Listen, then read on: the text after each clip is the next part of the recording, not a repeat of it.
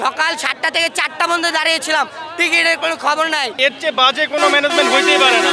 যে সভাপতি আছে ফারুক সাহেব, তাকে আমি বলতে চাই স্টেডিয়ামের ভিতরে যারা আছে সব চোরের লিডার, ঠিক আছে? তারা যা চায় সেটাই নেয়। আমরা এই স্টেডিয়াম সহ যারা কর্তৃপক্ষ আছে সকলকে বয়কট করলাম। বিসিবির হস্তক্ষেপটা আরো কঠিনভাবে নেওয়া উচিত এই বিষয়ে, কারণ এখানে অনেক পাবলিক আছে, রাজশাহী থেকে আসছে, বরিশাল থেকে আসছে, অনেক দূর দূরান্ত থেকে আসছে। আমি গতকালকে টিকিট পাইছি, আজকে তো অনেকেই দেখলাম টিকিট পাই নাই। গতকালকেও হচ্ছে আমি এবং আমার ইংলিশ থেরাপির অল স্টুডেন্ট চেষ্টা করছি সবসময় এইগুলো নেওয়ার জন্য, টিকিটটা নেওয়ার জন্য। তো আমার মনে হয় যে বিসিবির এই বিষয়ে আরও গুরুত্বপূর্ণভাবে পদক্ষেপটা নেওয়া উচিত। এই বিপিএল এর উচিত এই খেলা আয়োজন বাদ দিয়া, টাকা দিয়ে মানুষের টিকিট কেটে হয়রানি করার থেকে এই খেলা টোটালি বাদ দিয়ে দেওয়া উচিত। কোনো শৃঙ্খলা নাই, কিছু নাই, টোটালি বদমাইশ। এদের একটা আমাদের টিকিটগুলো 3-4 ওভার হয়ে গেছে, এটা কি হবে ভাই আবার বলেন? তাহলে আমাদের টাকাগুলো ফেরত দিয়ে দিক। এইভাবে মানুষের টিকিট কেটে হয়রানি করার কোনো যুক্তি আছে? বালের আয়োজন কে করতে বলছে? হারামজাদারা ভাই, দয়া করে খবরে দেখান যে কতটা অনিয়ম হইতেছে এই জায়গায়। সবার দৃষ্টি আকর্ষণ করতেছি আমি যে ভাই দয়া করে সবাই দেখেন, কর্তৃপক্ষের কাছে খুবই খারাপ করতেছে সাধারণ মানুষের কাছে। বিপিএল এর নামে এখানে মানুষ হয়রানি করা হইতেছে, আর কিছু না। এটার সুষ্ঠু বিচার চাই ভাই, বিচার একদম এটা আইনের আওতায় আনা উচিত। এটা কোনো খেলার আয়োজন হইতে পারে না, এটা টোটালি বন্ধ করে দিক। যদি মানুষ এত হয়রানি হয়, এই খেলার আয়োজনের দরকার নাই। তাহলে টিভিতে বসে দেখুক, স্টেডিয়াম ফাঁকা থাক ওই করোনার মতো। একটা সময় জানি টস হয়, আধা ঘন্টা আগে টস হয়, এখন একটার বেশি হয়ে গেছে হয়তো।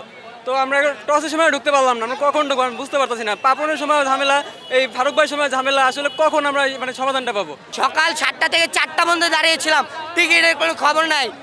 পরবর্তীতে সন্ধ্যা 6:30 আমাদের টিকিট দেয়, তা বলে যে টিকিট আসে নাই, এখনো ঠিক ঠিকানা নাই। এখন আসছি ভাই, এখন দেখেন ম্যানেজমেন্টের কি অবস্থা। এই বছর আপনার পরিস্থিতিটা একটু ভিন্ন রকমের পর্যায়ে চলে গেছে। তো জানি না, মানে ওনারা বলতেছে যে অনলাইনের মাধ্যমে টিকিট, কিন্তু আসলে এখানে কাউন্টার আছে অনেকগুলো, কিন্তু কোনো কাউন্টারে টিকিট বিক্রি হয়নি। খেলা অলরেডি অলমোস্ট চলতে যাচ্ছে, কিন্তু এখনও মানে দর্শকরা এখনও টিকিট পায়নি, বা অনেকে ট্রাই করতেছে, চেষ্টা করতেছে, ওরা ঢুকতেছে। এবং গতকালকে অনেক মারামারি বা অনেক রকমের অনেক দস্তাদস্তি হয়েছে, কিন্তু এর কোনো সুরাহা কেউ পায়নি। ভাই আমরা টিকিট শেষ হয়ে যায়, টিকিট এখান থেকে দেয় না, ওই গেট বন্ধ ভাই। বলছিল যে আপনার মধুমতি ব্যাংকে কালকে বিকাল 4টা থেকে 6টা পর্যন্ত দিবে, কিন্তু এর মধ্যে দেয়া হয় নাই। আমরা সকালে ভোরে 7টা বাজে উঠে গেছি, তারপরে দেয় নাই। তারপরে 11টার দিকে ওনাদের সঙ্গে অনেক ঝগড়া করে মাত্র একজন একটা টিকিট পাইছি। কালকে ধরেন আপনার 8টার দিকে আসছি, তাও টিকিট পাইনি। সন্ধ্যা আপনার 7টার সময় টিকিট পাইছি। এই অবস্থা, বাজে একটা অবস্থা ভাই। সেই চাঁপাইনবাবগঞ্জ থেকে আসছি ভাই খেলা দেখার জন্য, শুধু 25 তারিখে ঢাকায় আসছি, তো কোনো শেষ মুহূর্তে টিকিট পাইছি ভাই। এর চেয়ে বাজে কোনো ম্যানেজমেন্ট হইতেই পারে না।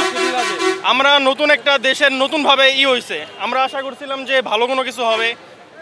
ক্রস হয়ে গেছে, আমরা এখনো কই দাঁড়িয়ে আছি চিন্তা করেন, এখন আধা ঘন্টা লাগবে ঢুকতে। এখন আধা ঘন্টা লাগবে মিনিমাম। কাল প্রায় 6 ঘন্টা লাইনে দাঁড়িয়ে আমাদের টিকিট কাটতে হয়েছে। অনেক প্রকার ভোগান্তি স্বীকার করে আছে এই পর্যন্ত। তারপরে কখন ঢুকবো কোনো নিশ্চয়তা নেই আমাদের। বিসিবি প্রচুর টাকার মালিক, কিন্তু মানুষ অর্থবিত্ত থাকলে যেই ইটা হওয়া উচিত, যেরকম হওয়া উচিত ওইভাবে ম্যানেজমেন্ট করতে পারতেছে না। টাকা খরচ করে কই ইন্ডিয়ান একটা গায়কের পিছনে, টাকা খরচ করে কই আলতু ফালতু ইয়ার পিছনে, আসল জায়গায় খরচ করতেছে না। এই যে আমরা দাঁড়ায় আছি, এটা কোনো লজিকেই পড়ে না।